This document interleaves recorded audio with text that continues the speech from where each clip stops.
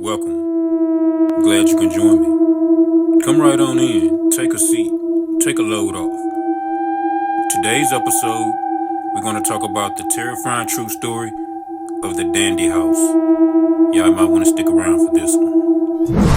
Yeah, I remember as a youngster, you standing on the block out there playing hopscotch, making a lollipop. I wanted to come and talk, but I was shy back then. Baddest girl in the school, thought I had no man. Closest to friends, used to pick and laugh at me, used to call me silly names, cause I was so full and jagged. Exactly how I thought it would be. Years later, I'm in the Bahamas, sipping, lifting.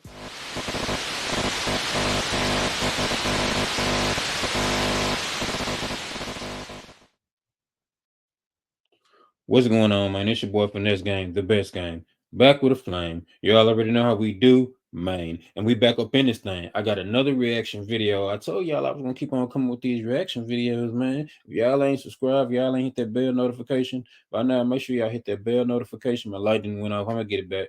But make sure y'all hit that bell notification so y'all can be notified whenever I drop some more of these bangles like that. As you can see by the title, we're going to get right into the story. This video is about the untold story of the Hunter Hinsdale house. They call it the Dandy House in New York. So we going up to NYC on this one, man. So buckle up your belt. You already know NYC can get a little crazy. But we're gonna get right into the video. Without further ado, let's roll this clip. Or perhaps repulse and terrify us instead. This is one such story that if a house could tell its own tale, it would certainly be one we would never forget. A family moves to the country in search of peace, but those dreams are soon shattered by supernatural terror. Something evil lurks within the woods outside of their home, and this evil begins to stalk and wreak havoc upon everyone that dwells within the home. Can they save themselves before it's too late?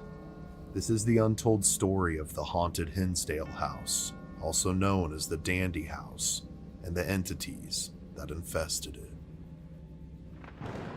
Let's get them likes up, man. Y'all already know how we doing. Hinsdale, New York, a small town with a rustic and rural charm, tucked deep into the countryside and far away from the crime, concrete, and smog of New York City. Instead of gazing at skyscrapers, they would rather gaze at the surrounding mountains, covered in dense foliage. But these mountains and their surrounding woods harbor many secrets and have many stories to tell. This is just one of them.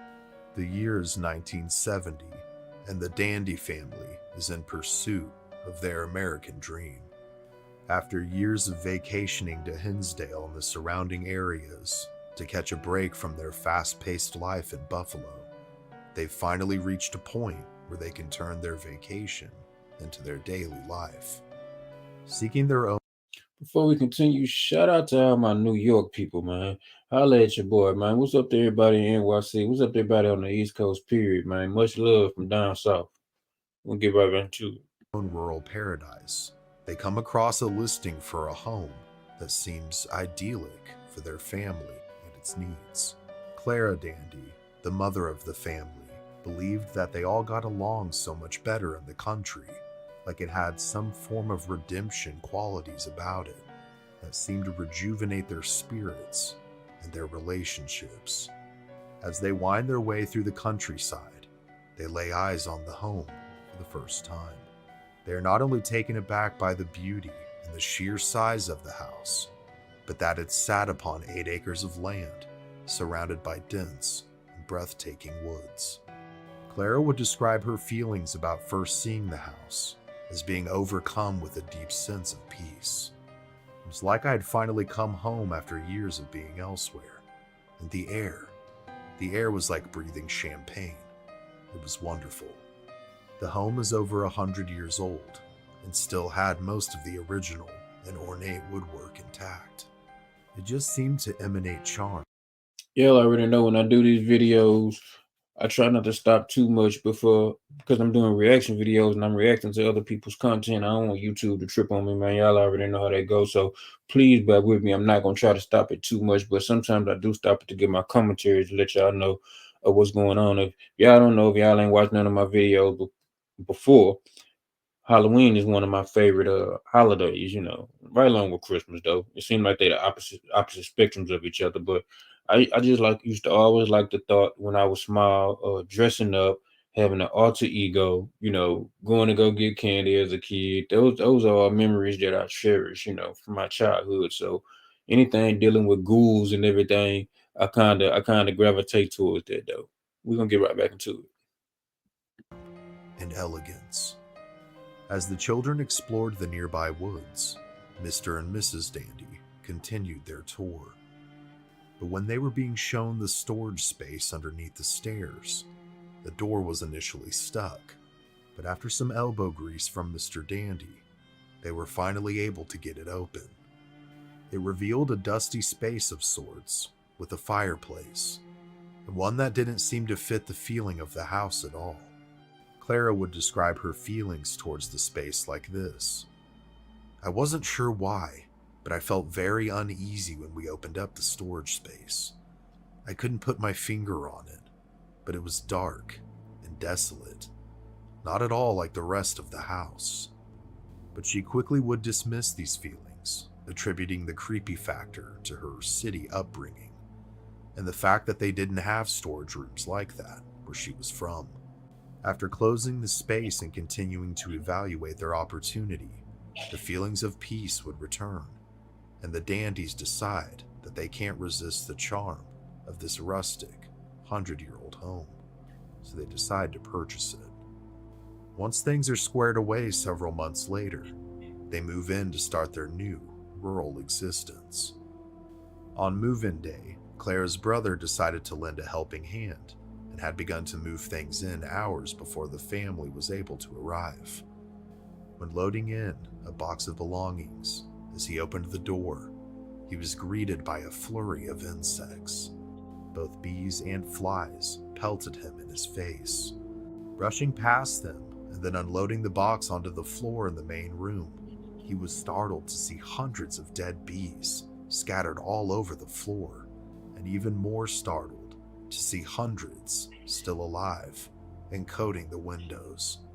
It was still cold during this time of year, and although he too wasn't from the country, he found it rather odd that there would be any kind of infestation at this time. When his sister and her family finally arrive, he greets her with the news, and in order to continue with the move-in, they have to call an exterminator. Upon his arrival, he too confirms the oddity of the situation. He said that he had never seen so many bees and flies in one spot in a home, and given this time of year, it was not normal for them to swarm or infest anything during this time. It takes some time, but after he finishes clearing them out, the family is finally able to get moved in. As time progresses, things seem to fit the dreams they had for moving there in the first place. The family finally seems at peace. They were getting along better and enjoying each other's company, a far departure from their city life in Buffalo. But as the old adage goes, if it seems too good to be true, It probably is. A few weeks into living in what they believed was going to be their rural paradise, their son Mike has met and made friends with a nearby neighbor. Together, they begin to explore the woods surrounding the Dandy property. As the two navigate the forest, they're startled when they hear the crunching of leaves directly in front of them, stopping frozen in their tracks, and fearing that it could be a bear. They take refuge behind a large tree and sneak glimpses from around its sides to figure out just what it could be. To their shock, they spot a boy not much older than them, carrying a rifle and walking in the path ahead. Yelling at the boy that this is private property and wanting to know what he was doing there, they run towards him and try to catch up to him. They again freeze in their tracks when they notice that not only is the boy transparent the closer they get, but half of his head is missing. As the figure continues to walk and taking deep breaths, they slowly continue to follow him. The three approach a small lake, and within the blink of an eye, the boy vanishes. Mike and his friend are at a loss for words and have no explanation for what they saw. They quickly rush back to the Dandy house as fast as they can to tell anyone who will listen to them. They soon make contact with Clara and explain to her what took place, but she's quick to dismiss their experience as nothing more than overactive imaginations.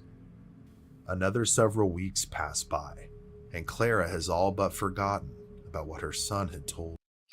Me personally, man, I don't rock with woods too much, man. Like, maybe because I'm black, maybe it's stereotypical because most black people don't go in woods. Shout out to all my white fans, though, but to my white fans and my white people who subscribe to my channel, do y'all do the woods? I've never been in there. I'm not against it. I've never been. So I don't have no, I don't know what it's like besides what I see on TV. So we'll get back into it. her. She's now walking the family dog Madison in the woods for some fresh air and exercise. As they get deeper into the forest, Clara starts to hear what can only be described as chanting. As she stops to listen, it sounds eerie and disembodied, as if the sound is all around her, but has no true origin. It's at this time that Madison begins growling and barking. The longer she seems to focus on the chanting, the louder it seems to become. Madison by this point is losing her mind and breaks free from a distracted Clara and bolts in the direction of their home. Clara chases her down, and she finally stops running when she makes it to the front door of their estate. After taking a moment to collect herself, Clara then calls her husband, who, like she was to her son, was quick to dismiss her feelings, thinking that she just had to adjust to rural life and wasn't used to it being so different from their life in the city. Frustrated and worried now about what the chanting could have been, Clara talks with her son about her experience while she prepares dinner for the family. Mike thinks that it could have been some campers at a nearby campground, not too far from where their property line ends, that could have been the cause of the strange sounds. To try and put his mother at ease, he and his friend Matt once again take to the woods to explore this possibility. As they venture further into the woods to a lookout point towards the campsite, they see nothing. There are no signs of any campers that could be nearby enough to have caused such a noise. Even more perplexed now that there was no explanation, the boys start to make their way back to the house, when suddenly they hear what sounds like an axe thudding into a tree right next to them. Unsure of what that noise could have been, before they could even begin to ponder or investigate, they hear a woman screaming to their left. This frightens them so bad that the two young men run as fast as they can all the way back to the Dandy's home. When they arrive, Mike is truly scared this time. He has no way of explaining his mother's experience, or any of his own either. Upon relaying this information to Clara, both of them are left beside themselves, now with a chill up both of their spines. But these weird events thus far would only intensify as the sands of time continue to trickle into the hourglass. It has now been months since the initial experiences. Besides the oddities they were, the family's life continues to be great. This distance from the experiences only makes them ever easier to dismiss in the minds of Clara and Mike.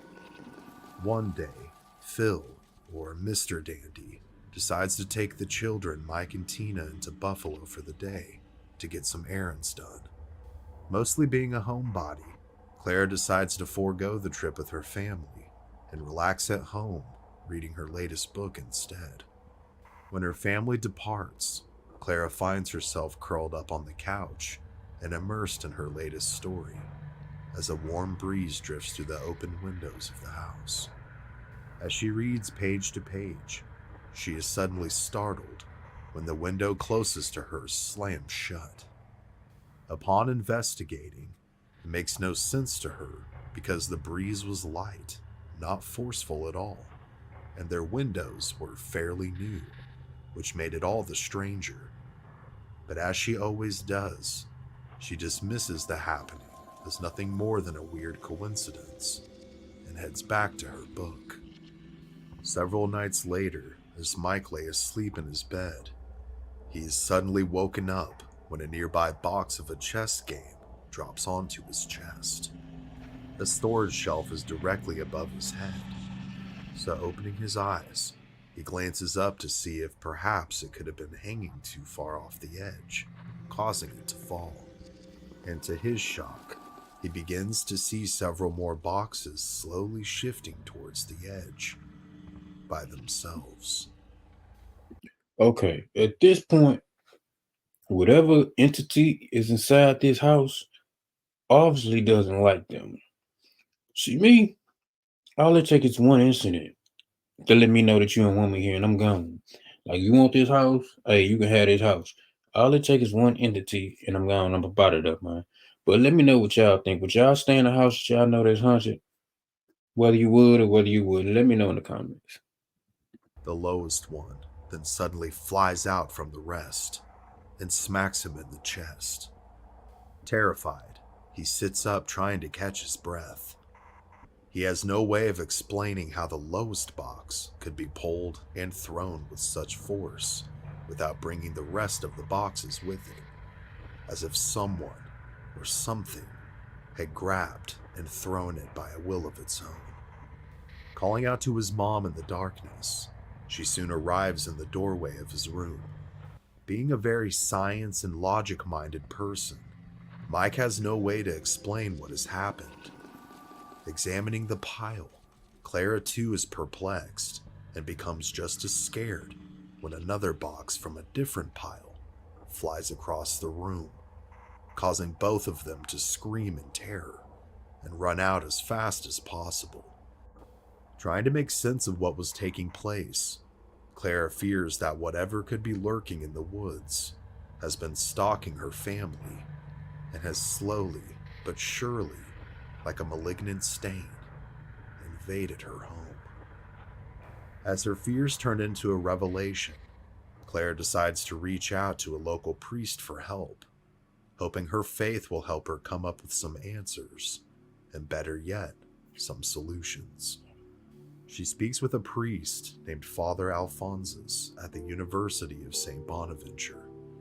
He believes that the activity could be a poltergeist, but given the intelligent nature of how it seemed to be behaving, Clara has her doubts, but nonetheless wants an expert's opinion and assistance. So arrangements are made for the father to come out and bless the home, and after several days, he arrives. On April 13th, 1975. Well, I feel like this finna go bad. I haven't seen this. Like I say, I try to get the reaction videos and I try to react to them like at the same time as I'm watching them. So very few times that I go beforehand. If it's something controversial, I might go beforehand just so I can look at it. So YouTube won't ban me, or if it's something that I'm not supposed to be in there. But most of the time when the stories like this here, it'd be good, man. That's why I don't even like, I look at the title and I might skim through, but I don't really know what be going on in the story because I like to react to it in real time. But we're gonna get right back into it. Oh, I forgot. Well, I'll tell y'all a little bit. I'll tell you. The cleansing begins. As the family and the priest were all gathered together, and as he began to speak, a series of horrible wailing and moaning noises began to fill the home, as if the house itself was crying. The scent of burning matter also quickly enveloped the house. The activity reached a fever pitch when the priest opened and began to pray over the crawl space that was underneath the stairs. But after this, a blissful silence overtook them all. It was as if whatever entities that dwelled within the walls of the dandy's home had finally been evicted. Within time, the father gathered his things, exchanged pleasantries, and departed for the evening. The family now believed that their darkest days were behind them, and for all intents and purposes, that seemed to be the case. But as if to mock the Holy Trinity itself, 3 months later to the day, all hell would break loose once again.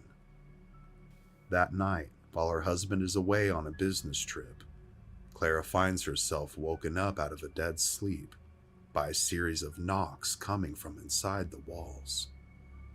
The knocks themselves are soon accompanied with whispers from someone that she can't see. As she apprehensively makes her way from her room and slowly down the stairs, headed towards the main level, the apparition of a young girl begins to walk by the stairs.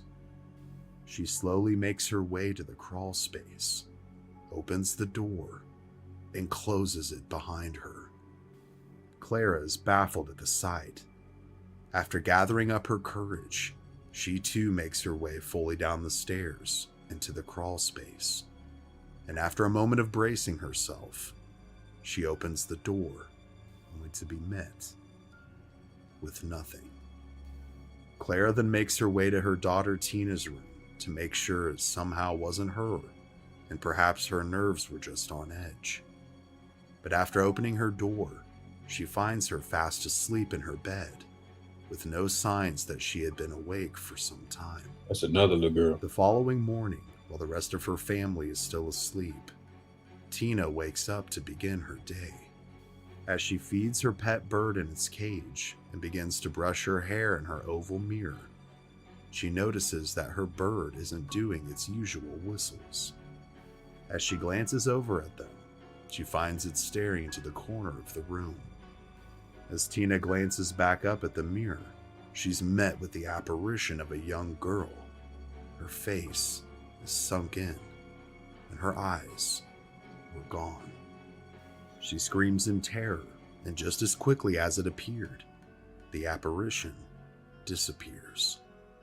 The screams of her daughter startles and quickly summons Clara to her daughter's room. As she consoles Tina, she realizes that the priest's blessings were ineffective. She quickly calls Father Al back and explains what had taken place the previous night and that morning. And although he is busy, he promises to come back as soon as possible, and this time to bring a paranormal expert with him as well, to help him determine the cause and hopefully find a working solution. He's able to come back the following week. In the meantime, Clara is determined to keep her family calm. If she can control her own emotions, she knows that everything else will be okay. As they wait for the priest to return, Clara tries her best to keep her family calm and live some sort of a normal existence. That weekend, her and Phil are watching a movie while Mike and Tina are out with friends. As they enjoy their time together, their happiness is quickly shattered by a huge crashing noise coming from outside of their house. Quickly grabbing a flashlight and running outside to investigate together, they quietly step towards where they believed the noise to be originating from, when suddenly they hear it again. But this time, thankfully for them, the origin is not paranormal. This time, it's several raccoons who happen to be foraging through their metal trash cans for something to eat. Relieved for that moment, they start to make their way back to Hey, man, I appreciate y'all. Like, if y'all rocking with me and y'all like my content, make sure y'all hit that bell notification. Make sure y'all get them likes up. I appreciate everybody that comes to my page and rock out with me and watch these videos with me, man. I appreciate it. All the subscribers, all the comments, man. Y'all already know I try to respond to all the comments, man. I love you. I love y'all. I love everybody. Now, we're not done with the video. I'm just expressing how I feel real quick. We're gonna get right back into it. Oh, it's more. It's more to come. the house when they suddenly see the figure of a young girl in their living room window, staring at them. As they rush inside, they run up into Tina's room, where they find her incoherent and staring into her oval mirror. They try to get her attention, but she's entirely unresponsive. Her pale blue eyes are black. Panicking, they shake her and yell her name, not knowing what else to do, when she eventually comes back. In that moment and later, Tina will not recall how she got home or what exactly happened. As the family tries to gather themselves from the shock of what had just taken place, they hear movement coming from Mike's room. Phil tells his family not to leave Tina's room as he rushes to investigate. However, the home phone begins to ring. It's Mike. He's asking if he can stay the night at his friend Randy's house. However, when told what was going on, he quickly tells her that he's coming home to help in any way that he can. Rushing to his car, Randy offers to come with him, to which Mike agrees. Randy would later recount that Mike's hands were sweating and he was shaking, gripping the steering wheel. He was pale. I asked him what was wrong, and he said that things were happening at the house that he couldn't explain. The boys quickly arrive to find the family in chaos. Phil is prepared to do battle with whatever force is within the house, and the girls are staying close to one another, attempting to comfort each other. As they try to determine a course of action, all the lights in the house go out. They then begin to hear banging and scratching coming from the crawl space. Flashlight still in hand, Phil, with the backup of his family, shines the light towards it and begins to make his way towards whatever this thing is.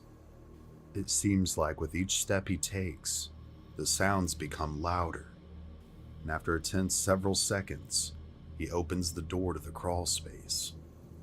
Inside, they find that the fireplace that was once there has been completely disassembled.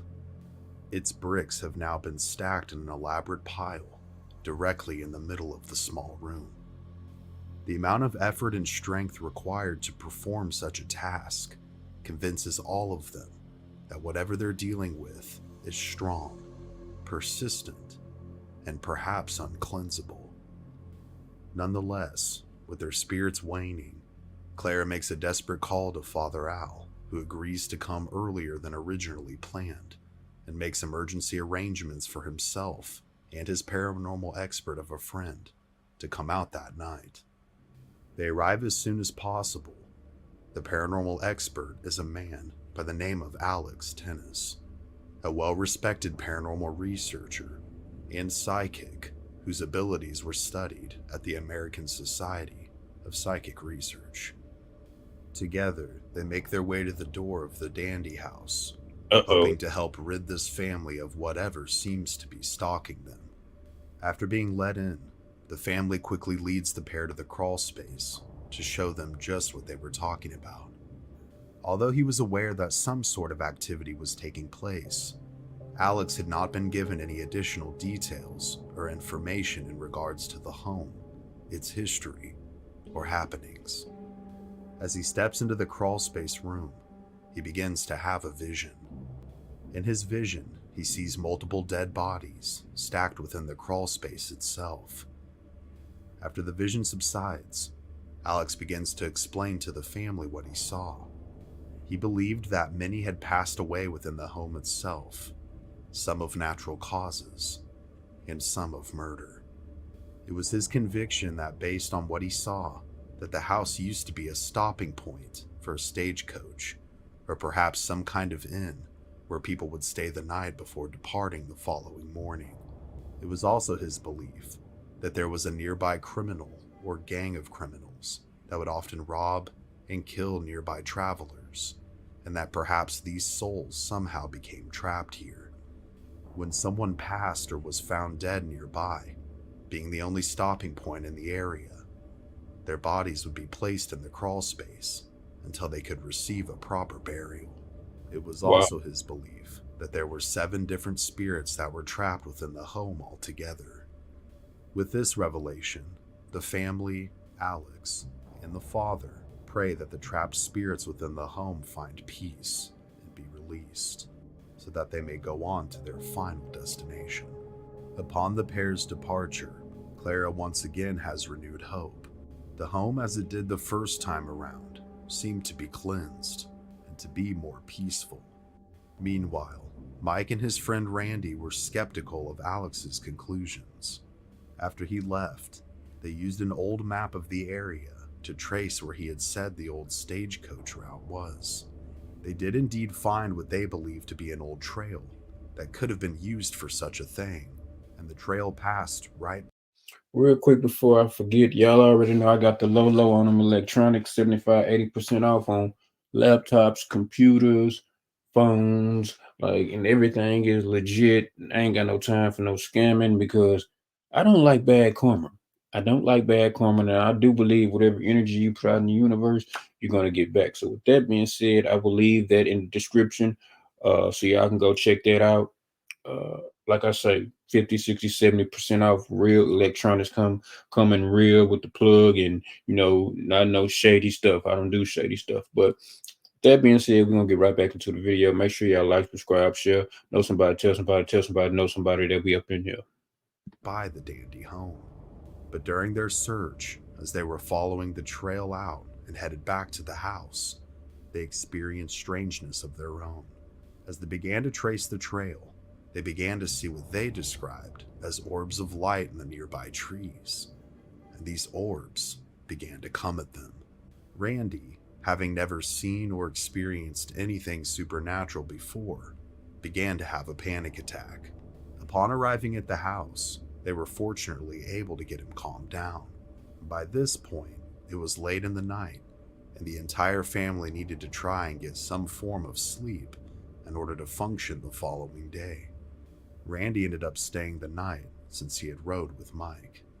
Once everyone else was settled down for the night and fast asleep, Clara sat by herself, weeping. She felt that her and her family were helpless in the situation, and that all efforts had been exhausted, and that they needed to move. The only problem was that all their money, every last dime, had been sunk into the house, leaving them stranded. They ain't got nowhere to Continued to go. contemplate the future and would cry herself to sleep that night. The following morning, as the family began to wake up and start to try and resume some form of normalcy, Mike went ahead and departed with Randy to take him home.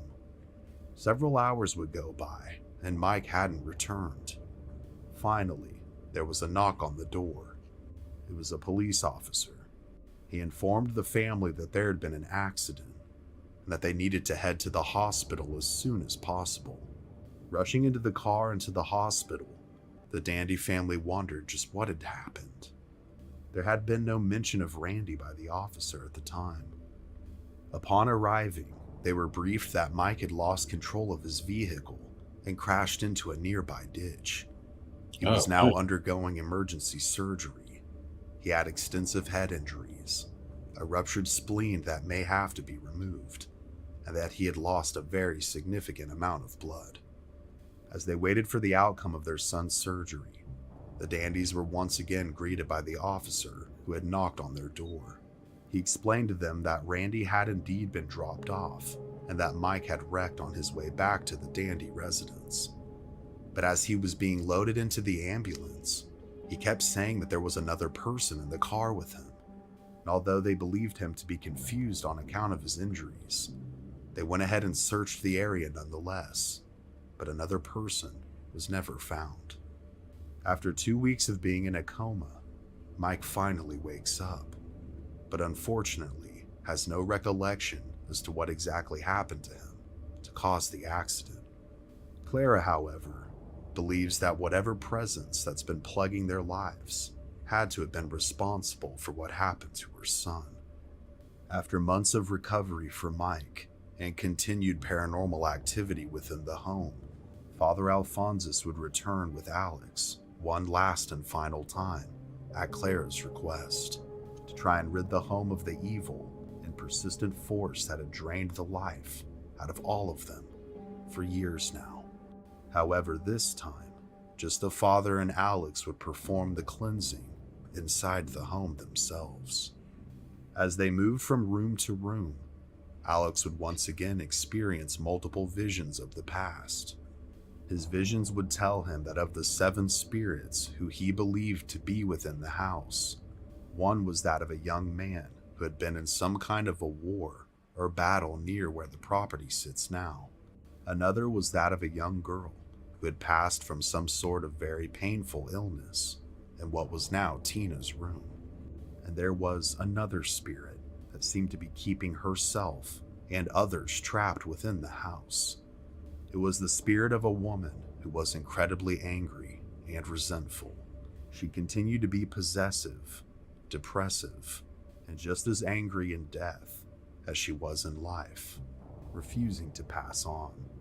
Believing what they had identified to be the source of the paranormal activity, Father Al decided to take a different approach to the cleansing itself. Although an exorcism cannot be performed on a place, but rather has to be performed on an individual, the rites themselves could in theory be performed or added to a series of prayers to try and use their strong cleansing powers to clear out a home such as this one. So that's exactly what the father did. He began to perform the rites of exorcism within the house itself. As the prayers began to exit his lips, varying with intensity as the rites often do, the home began to literally shake, and the horrific moaning and wailing that had made itself present in the very first cleansing seemed to return with a vengeance. Every horrible feeling, banging, knocking, and scratching noise that the family had experienced thus far was present and seemed to be magnified. It takes hours, but eventually the rites are finished. As the dust settles, so to speak, the home seems peaceful and blissful, like it did when the family had first visited and decided to buy the home. And again, for 3 more months, the family lives in peace. But like the persistent force it has manifested itself to be, the haunting begins again. The Dandy family, despite their best efforts, simply cannot take it anymore, decide to cut their losses and leave. move. Unable to find a buyer for their house, they eventually declare bankruptcy. Shortly after this, Phil and Clara would also divorce, bringing a sad and bitter end to what was supposed to be a rural redemption for the Dandy family. However, this wouldn't be the end of the story of the Hinsdale house. Eventually, the home would come into the possession of Daniel Klaus, who currently owns it. Daniel is a renowned paranormal investigator and has been involved with the likes of Nick Groff and has made appearances on tons of national TV programs centered around the paranormal over the years. Having been raised in a haunted house, this led to a lifelong fascination with the paranormal for him. After years of restoration, it is now available for both investigations and tours, and is still considered a very active paranormal portal, and is kept open as a paranormal research location. It's even staged in the 1970s period to maintain the integrity of when the hauntings were initially known to have began. But now that we know the backstory of the 20th and into the 21st century of the Hinsdale house, just who owned it, what happened to them, and who owns it now, I would like to shift your attention to some of the plausible theories as to what could have caused the haunting. Many theories of what could have caused the haunting have been formed over the years by the many people who have researched and have been interested in the case. One theory is that the home was built on top of an Indian burial mound. This, of course, could have disturbed the spirits of the natives that rested within the land. And although tribes who used this method of burial were present in the area back in history, there is little to no evidence to support this claim. But perhaps any evidence by this point could have long since been lost to the sands of time, or could have been removed when the home was initially built. Another I'm gonna stop it right there, man. Hey, thank y'all for rocking with me. Thank y'all. I appreciate y'all the love. I appreciate all the likes, all the comments, all the shares. If you a subscriber, I really appreciate you. If you're not a subscriber, what you waiting on? Hit that bell notification so you can be notified whenever I drop some more of these bangers. Y'all already know how we in here. It's your boy Finesse Game, the best game. I love y'all. Hey, know somebody, tell somebody, know somebody that we up in here. Peace. One love, y'all.